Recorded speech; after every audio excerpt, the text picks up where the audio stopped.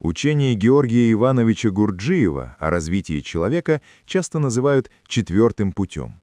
Это система внутренней работы, призванная помочь человеку выйти из состояния механичности и постепенно прийти к подлинному сознанию, устойчивому «я» и реальной свободе.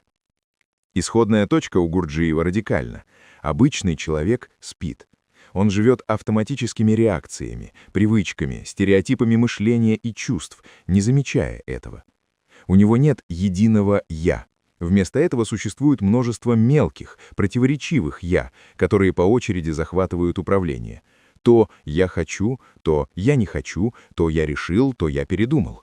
Человек считает себя цельным, но на деле является машиной, которой управляют внешние влияния и внутренние привычные комплексы. В традиционных учениях по Гурджиеву существовали три главных пути развития. Путь факира, работа с телом, преодоление инстинктивно-двигательной сферы через суровые аскезы и лишения. Путь монаха, путь веры и чувства, развитие эмоционального центра через молитву, преданность, послушание. Путь йога, путь знания, развитие ума, концентрации, тонкого анализа и медитации. Каждый из этих путей односторонен, требует ухода из обычной жизни и полного подчинения специфической дисциплине. Гурджиев же формулирует четвертый путь, путь, который идет через одновременную работу всех сторон человека прямо в условиях обычной жизни, семьи, труда, конфликта и быта. Ученику не нужно уходить в монастырь или пустыню, сама жизнь становится материалом для внутренней работы. Ключевое представление его системы о человеческом аппарате. В человеке действуют несколько центров: интеллектуальный, мысли, рассуждения; эмоциональный, чувства, переживания; двигательный, привычные движения, навыки; сексуальный, особый, малоосознаваемый, очень мощный центр. В обычном состоянии центры работают несогласованно. Часто один центр выполняет работу другого, например, эмоции думают вместо того, чтобы чувствовать. Отсюда усталость, хаос, внутренние конфликты. Развитие по Гурджиеву — это упорядочение, осознанное распределение функций, настройка механизма. Две основные практики его системы — самонаблюдение и самопомнение. Самонаблюдение — это беспристрастное, точное наблюдение за собой, телесными ощущениями, мыслями, чувствами, импульсами, без попытки немедленно что-то исправить или оправдать. Важно видеть факты: как я говорю, как реагирую, как лгу себе, как ищу оправдания, как подпитываю обиды и фантазии.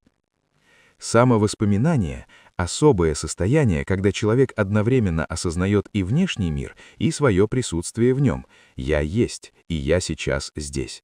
Это не просто мысль «я есть», а переживание двунаправленного внимания, часть внимания на происходящее, часть на того, кто наблюдает.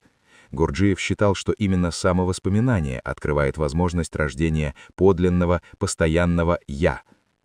Существенное место занимает идея сознательных усилий и сознательного страдания. Развитие невозможно без внутреннего трения. Человек должен добровольно идти против привычной инерции, не отдаваться фантазии, где хочется мечтать, не поддаваться раздражению, когда хочется вспылить, выполнить некомфортное, но осознанно выбранное действие. Сознательное страдание — это переживание собственных ограничений, лжи, слабости, без бегства и оправданий. Из этого трения вырабатывается новая, более тонкая энергия, необходимая для роста сознания. Гурджиев подчеркивал необходимость школы и группы. Один человек, находящийся в плену собственных иллюзий, почти не способен увидеть себя.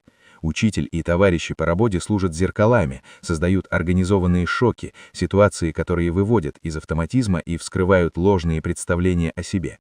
Конечная цель его системы — не абстрактное просветление, а кристаллизация устойчивого, сущностного «я», развитие реальной души, рождение второго тела, способного существовать независимо от физического. Это состояние связано с объективным сознанием и объективной совестью, не с моралью общества, а с глубинным, неизменным знанием о правильном и неправильном. Система Гурджиева вызывает споры, ее обвиняют в авторитарности, эзотеризме, противоречиях, но влияние четвертого пути на западные подходы к самонаблюдению, работе с вниманием и идею пробуждения в обычной жизни огромно.